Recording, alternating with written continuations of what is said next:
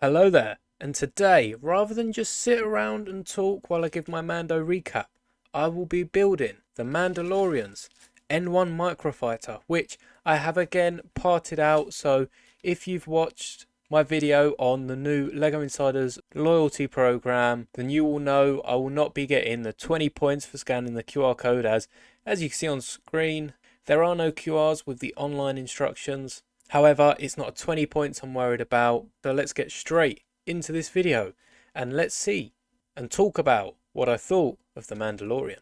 So, The Mandalorian starts off with the show introducing to us a character very westernized, with him tracking down a Mithril who is his bounty for the start of the episode at least, and very quickly he moves on to another job, having been so effective at the first one, and ends up tracking down the child.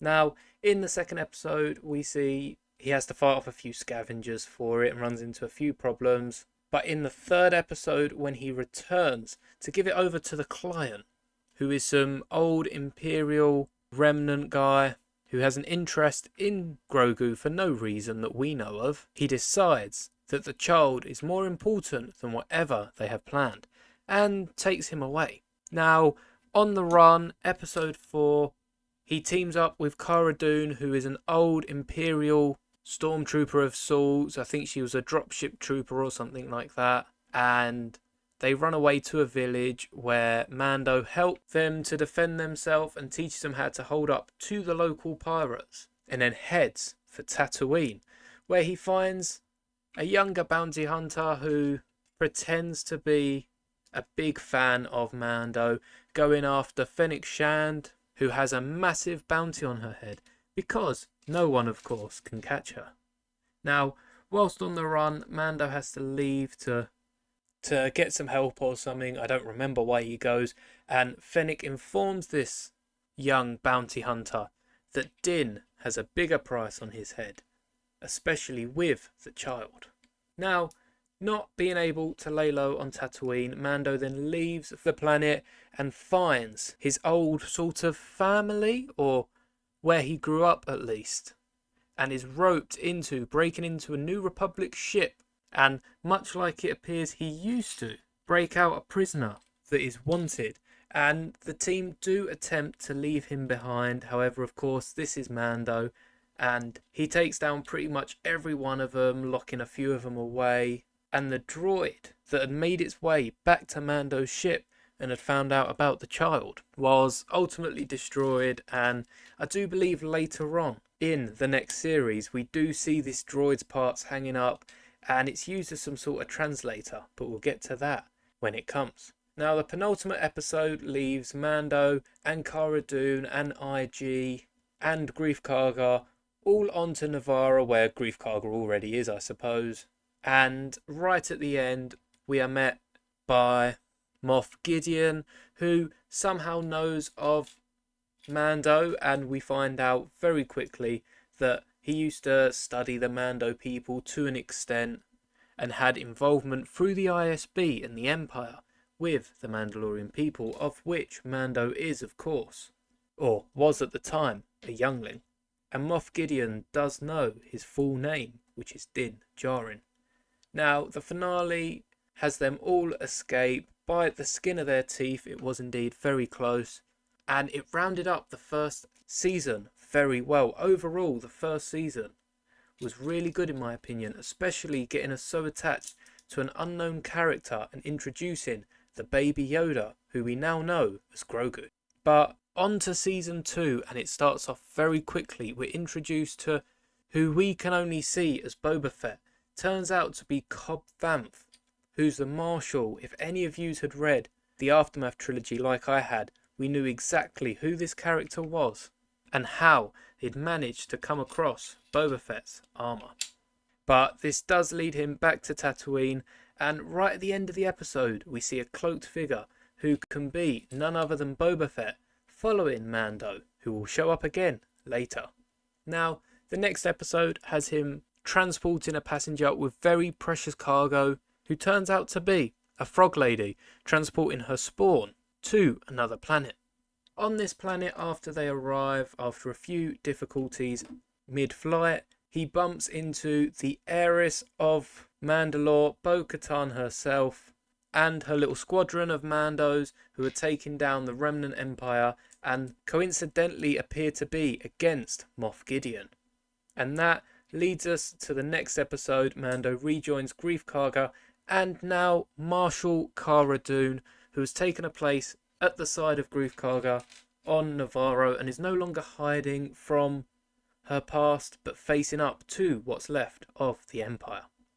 Now, they take down a refinery, I believe it is, in the episode, and we do see the return of the Mithril, who was the first bounty we see Mando tracking down, and does have a few funny parts to play through the episode. But the next one is the all-important one with her own series coming up. It's when Ahsoka makes her cameo in Mandalorian, as the Mandalorian finds himself hunting down a Jedi to help train Grogu. And Ahsoka is going head-to-head with a magistrate, Morgan Elsbeth, both of whom are of course showing up in the Ahsoka show as Ahsoka tries to track down Thrawn. She points Mando into the direction of this Seeing Stone where Grogu can sit and call out to any Jedi willing to train him, as she will not train anyone at this point. So we can assume it is a bit of a time jump before Ahsoka, where she is supposedly taking on Sabine as her new apprentice. And the tragedy strikes as a bunch of dark troopers abduct Grogu and capture him for Moff Gideon. However, he bumps into both Boba Fett and Fennec Shand, who at one point are against him because they're trying to get back Boba's armour that they watched him take from Cobb Vanth, but then team up with him and decide to help him take down Moff Gideon. But first, they head to another Imperial refinery or somewhere that cargo is transported to and decide to move against the Empire by blowing it up. And Mando calls in a favour with Cara Dune, who is now on the side of the New Republic, to break out. I can't remember his name, but it's one of the guys that he'd locked up on the New Republic ship when he was forced into or coerced into breaking out one of the prisoners in season 1. So a lot of season 2 is tying into the first season, and this leads straight into chapter 16. Now they've got Moff Gideon's location from when they destroyed the factory in the penultimate episode. They find the location of Moff Gideon's cruiser, and in Gideon's first episode, Moff Gideon's introduced with saying, "You have something that I want," and this is exactly how the Mando contacts Gideon, which is again a nice callback. It very similarly repeats certain scenes from the first season, but without feeling too repetitive. And Mando, alongside Bo, Fennec, Cosca Reeves, who is one of the Night Owls that accompanies Bo's team, and Boba Fett, all push the light cruiser and manage to do a good job until Mando sees the Dark Troopers. And he tries to jettison them all into space, but as you could probably assume, they are robots, so they just fly it right back up into the ship. And they're all trapped on the bridge, holding Moff Gideon as the prisoner, and all hope is seemingly lost until a certain character shows up in his Red 5 X-Wing. Yes, Luke does make his first appearance post Return of the Jedi, as this is way before the sequels, and he does rescue them, taking Grogu off to be trained. Now, before we get to season 3, in Book of Boba Fett, Luke does start training Grogu, teaching him certain things that Yoda himself had taught Luke, but ultimately gives Grogu the choice of returning to Mando or completing his Jedi training. Now, of course, we've seen 2 seasons of Mando and Grogu forming a special father-son bond, so Grogu chooses to go back with Mando and has a Beskar chainmail chest piece that he then wears from this point forward. So, having returned to Mando's side, Mando is back in action with season 3 and eventually reveals, after completing a few more bounties for himself, the Armourer, and Paz, as the rest of his group have sort of fled and dispersed far and wide across the galaxy, it's revealed to the Armourer that he did indeed remove his helmet when saying goodbye to Grogu, and hence has broken the creed and is no longer a Mandalorian. Now, this is a bit silly as we see Bo continuously removing her helmet, Boba removes his helmet, but it is their way of life. So the Mandalorian respects this, and to atone for his sins, he decides to travel to the mines of Mandalore, of which they assume is completely uninhabitable after the Empire bombed their home world. Now, the third episode in this season does take us away from the action for a little bit, as we're brought to Dr. Pershing on Coruscant, who is still working on his cloning program, however is trying to use it to benefit the New Republic rather than what they were using it for under the hand of the Empire. Now, the New Republic aren't exactly fond of him continuing his work, however this doesn't stop him, and eventually he is betrayed by one of his fellow ex-Imperials for the amnesty program. And when his mind is being probed and played around by the New Republic, she sneaks in, turns it up to max and fries his brain. Now, for the next episode, which might be one of your favourites from the 3 series, we get a flashback, which is a key part of the episode. I mean, Mando does return to his covert on a new world, and there is a bit more to the episode, but the main part is the flashback with Grogu. We finally get an Order 66 scene in The Mandalorian, and it's completely unexpected. However, we find out how Grogu was able to escape the Jedi Temple, and it's because of none other than Kelleran Beck, who had his own game series on YouTube, which was fun to watch. But he himself saved Grogu from the temple, saved him from Anakin and the 501st, and managed to get away with the help of Jar Jar Binks. Well, one of his friends on Naboo, who I assume is Jar Jar Binks. Of course, Ahmed Best playing the role, it has to be, sending a Naboo shuttle over to the temple in order for them to make their escape. In the next episode, chapter 21 episodes into The Mandalorian, Navarro is under attack from pirates and needs Mandalorian protection. One of the New Republic pilots is able to fly to where the Mandalorian covert has situated itself and organise for them to help Navarro. Now, it does take a bit of convincing, and they do have to relocate after this because their covert has been identified by a New Republic agent, and the whole point of it is trying to keep secretive. So if someone knows, they'd rather relocate than trust the word of the pilot. And eventually they do help with the pirate attacks. Well, Mando at least flies in to save the day.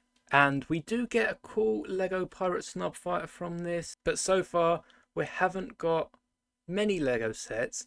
Actually, from chapter 20, we are meant to be getting next year. There's a rumour of a Kelleran Beck set, a Grogu escape from the Jedi Temple. So that'd be really cool to see how that turns out. But I do think there's so much opportunity for more Lego sets from this show. I can't wait to see what the next ones bring. But chapter 22 sees another Imperial, well, ex-Imperial that's part of the New Republic amnesty program, played by none other than Jack Black and his partner played by Lizzo. And we even get a cameo from Christopher Lloyd. This is a very cameo-heavy episode. However, Mando eventually sees that there are plenty of other Mandalorians on this planet, and they're sort of acting as an army for the planet to protect them and to protect other people, sort of mercenaries for hires for the right cost. And in the next episode, we see Mando's own covert come out of hiding, joining up with them, and they travel to Mandalore, where they in fact find another group of Mandalorians that has been hiding all this time, ever since the bombing. And they all team up and decide that they're going to find home once again on Mandalore and start rebuilding it to how it once was. Now, in the final chapter, they discover that there is an Imperial base on Mandalore that Moff Gideon has been using to construct his clones and to build his Imperial faction. Outside of the eyes of the New Republic and even unknown to most of the other Imperial remnants. However, they are able to make quick work and take it down, and Grogu does play a little part in this. Even R5 has his own battle with mouse droids for it, which is really entertaining.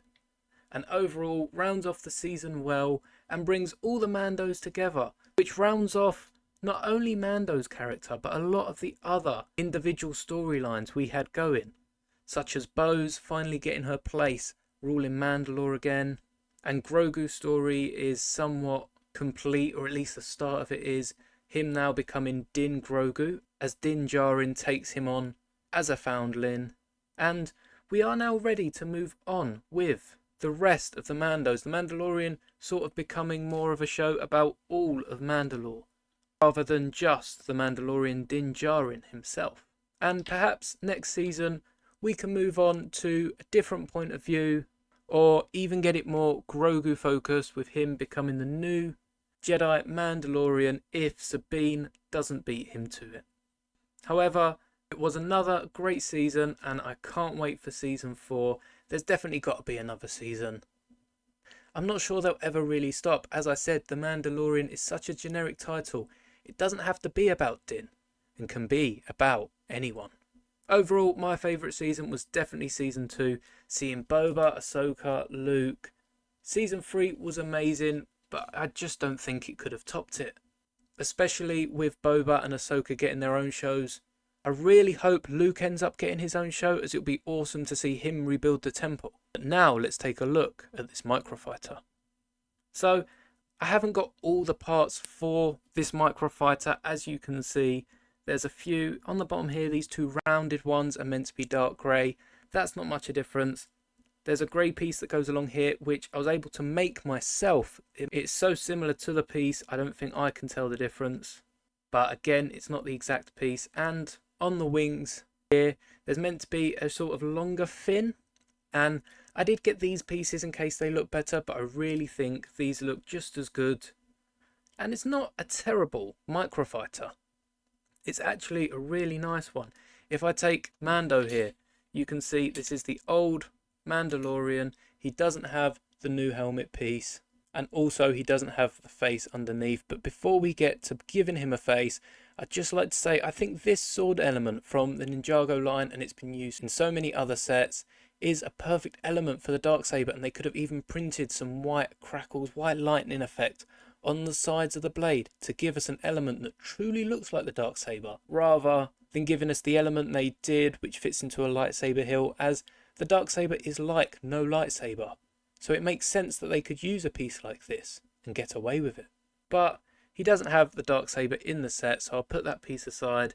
And as for giving Mando a head, I think there is only really one option that LEGO have given us here, and it's to use the head from this Cassian Andor, which came out in one of the Rogue One sets. And Diego Luna and Pedro Pascal don't look too similar to each other, but this head resembles both of them perfectly. So if we pop this head off and put this on Mando's torso, you can see that looks just like the Mandalorian, and is honestly what I think would be a perfect match for LEGO just to reprint this. I mean, I know they've gone with their own head, which makes sense now, especially if they're going to be using it for the Mandalorian going forward. However, this Microfighter doesn't even come with a hairpiece, so you've only got the bald Mandalorian really. And it would have been nice for it to come with a hairpiece.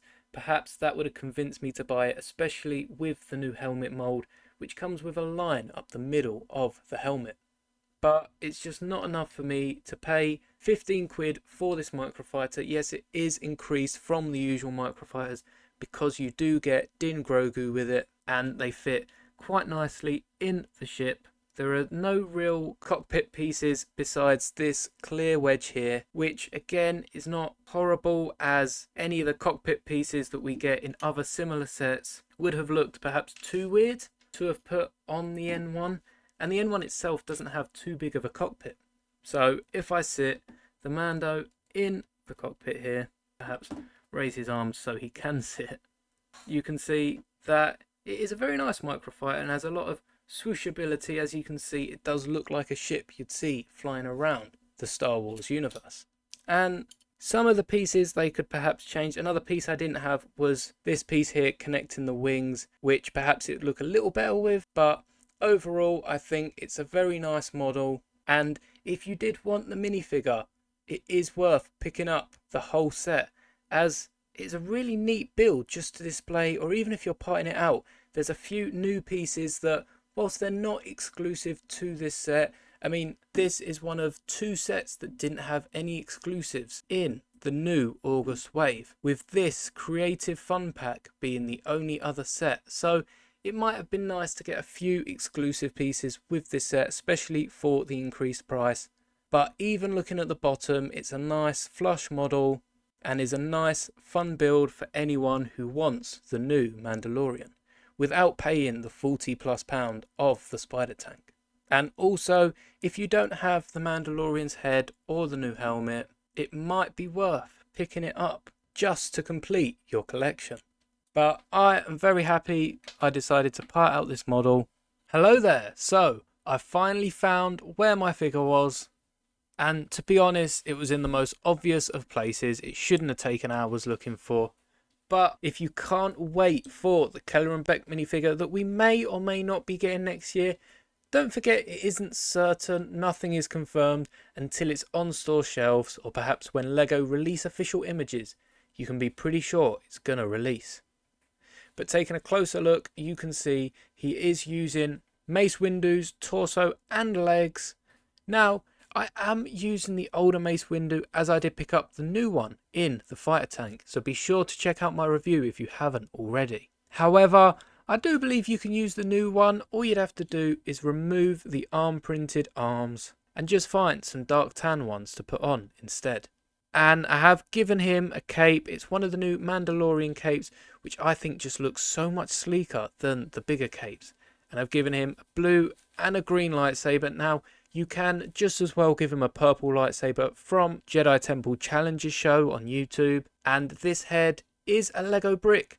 However, it's custom printing from Firestar Toys. I'll leave the link to the exact head I used in the description, as well as my code to ensure you get 10% off your whole purchase. But I think this minifigure looks amazing, especially with that Firestar head. It just really improves the model and would go great for a diorama of the scene at the Jedi Temple. And hopefully LEGO do use this, as obviously they won't be using the Firestar head, but I would like similar printing, as it does resemble Keller and Beck well. And Mace's torso also works well. The only thing that's missing is the gold details around the neck and down on the collar pieces. But of course we'd be getting a unique printing. I don't see them reusing Mace's. But this minifigure is a really fine addition to your collection if you want that custom Keller and Beck. I hope you've enjoyed the review of this N1, as well as my breakdown of the 3 seasons of The Mandalorian and this look at Keller and Beck. Now, usually these custom minifigure deep dives are reserved for shorts and TikToks. However, I realise many of you that just watch my videos don't get to see them, so decided to add this here, and I hope you enjoyed. Don't forget to check out the community tab, where I have a few polls from my last videos, and I'll also leave any other details we have about this Kelleran leak for the new Grogu Escape set, hopefully coming next year, so be sure to check that out, and may the brick be with you always.